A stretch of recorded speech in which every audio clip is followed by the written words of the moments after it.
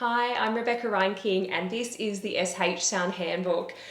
We really laid it out for you because we want you to get a really good understanding on just how in-depth and how comprehensive this handbook is, and how it's completely different and goes above and beyond anything else you've seen out there to support SLPs to help their students say the SH sound more clearly and more accurately. So I'm just going to walk through each of these chapters here. There are 7 chapters in the handbook, and the way we've set it up is that the first 2 chapters are really there to support and guide the SLP, while the remaining 5 chapters focus on specific cues. And you can see that we've color coded them all here just to help you orient the book.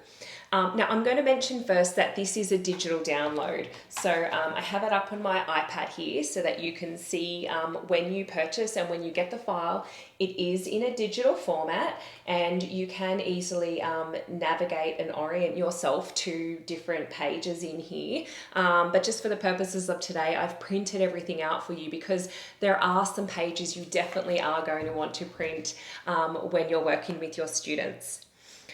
So our first chapter here, we call it our Introduction to Eliciting Sounds, and this is just going to really help and orient you and give you a great framework for how do we approach cueing.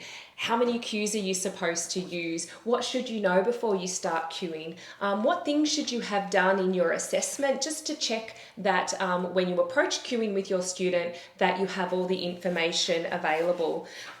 We've got some really great pages in here that I encourage people to print off, like a little checklist so that as you try each type of cue, you can check off what really helps your student, and then even little helpful things that you probably have never heard before, like do's and don'ts of cueing. So this is just going to really set you up for some good success.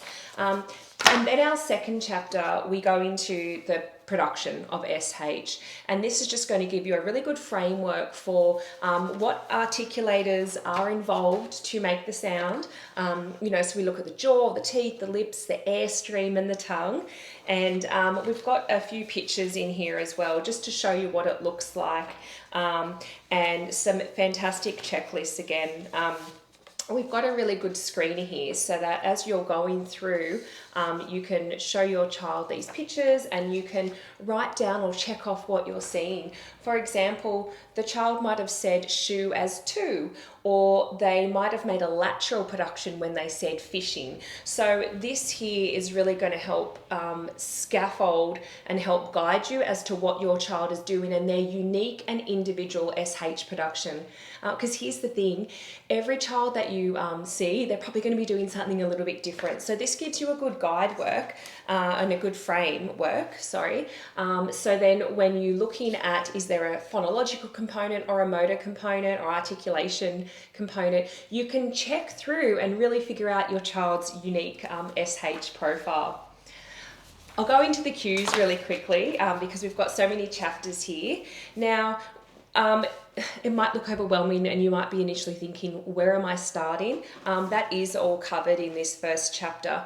But basically we've broken it up into phonetic cues, and these are visual, verbal, tactile and motor kinesthetic cues that you can use with your student. And we've got lots of options on here as well so that you can really figure out what your child, or what's going to help your child. You're going to notice everywhere on our forms we have check boxes. Now these were really intentional because as you are going through, and I'm sure you're going to have students where you think, oh, I've done this and that didn't work, and I've done this and it just wasn't helpful. We've got these check boxes here so you can check off if that cue worked for your student, or that had some success, or it wasn't successful at all. And then as you go through this, you're going to start to figure out what works best for your student. In our metaphors chapter, we have a lot of different metaphors, 12 per sound, and it's because you never know what's going to work. And something I'll really let you guys know is for each chapter, we cover how do you use metaphors and what are some tips for using metaphors, just so you know, and you have some guidance into how you're going to start incorporating and using these cues with your student. Not only do we have helpful information pages on the metaphors, but we've got some colour cards as well. So these are going to be really helpful because you never know which cue is going to support your child best. Our next chapter is gestural cues, and so these are like hand signals or motions or gestures that can help support your students' production. And apart from colour pictures, which are very, very helpful, and we've drawn little arrows and lines, we've got those different cues there. You're also going to find that we talk about how you would use these cues and what you might do if the child doesn't produce the sound as clearly as what you're aiming for. So that's going to be very, very helpful just to help you be more efficient in your cueing. The last two chapters we have our shaping cues. So this is when you start with the sound that the child can do and they already have success with, and we turn into our target sound. And again, you're going to just find all those checklists on the side really, really helpful, just so that you know what you've tried and what you haven't tried. Our last chapter here is quite in-depth because we've got a ton of word lists.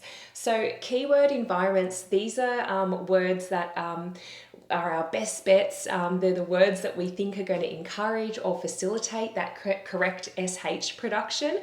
And so we have rationales in here for why you might choose a certain sound to help facilitate. So for example, we've got a section on rounded vowels, and then you'll see here that we've got a list of all the different rounded vowels. So you can probe and you can try these and see if it produces a more clearer or accurate production with your child. And we've got so many different ones here for you to try. I'll just orient you to the start of the chapter as well. If you're thinking, how does it facilitate and why does that work?